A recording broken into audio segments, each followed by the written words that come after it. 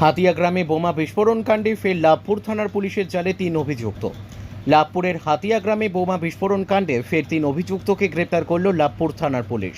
এ নিয়ে এখনও পর্যন্ত পুলিশের জালে বোমা বিস্ফোরণ কাণ্ডে গ্রেপ্তার ৮ অভিযুক্ত। ফের পুলিশের হাতে গ্রেপ্তার হওয়া ৩ অভিযুক্তরা হলেন শেখ মাহাচাঁদ, বয়স ৩৩, শেখ ডালিম, বয়স ৩২ ও শেখ জহরলাল, বয়স ৪৫ বছর। পুলিশ সূত্রে জানা গেছে, গত ১৩ জুলাই রবিবার চেন্নাই শহরের ভেতর থেকে গ্রেপ্তার করা হয় ওই ৩ অভিযুক্তকে। এরপর চেন্নাইয়ের একটি আদালতে অভিযুক্তদের তোলা হলে সেখান থেকে ট্রানজিট রিমান্ডে মঙ্গলবার সন্ধ্যায় লাভপুর থানায় নিয়ে আসা হয়। বুধবার সকালে ওই ৩ অভিযুক্তদের বিচারাধীনের জন্য বোলপুর মহকুমা আদালতে তোলা হলে সেখানে পুলিশ আদালতের কাছে অভিযুক্তদের ১০ দিনের পুলিশ হেফাজত আবেদন করলে আদালত ৮ দিনের পুলিশ হেফাজতের নির্দেশ দেয়।